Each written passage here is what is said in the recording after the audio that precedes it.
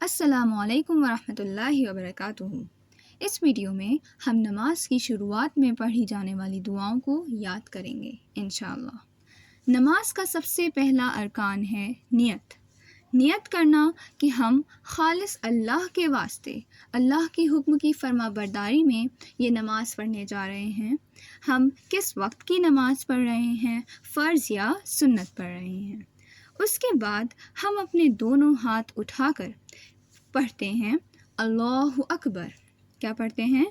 اللہ اکبر، جس کا معنی ہے اللہ سب سے بڑا ہے، اللہ سب سے بڑا ہے، اللہ از the greatest.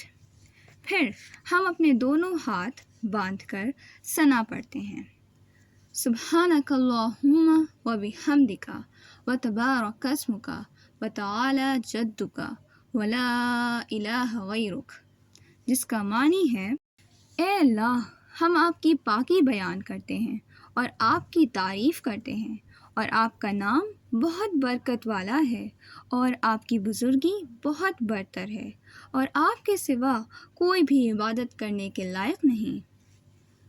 O Allah, glory be to you, and all praise are due unto you, and blessed is your name, and high is your majesty, and none is worthy of worship but you۔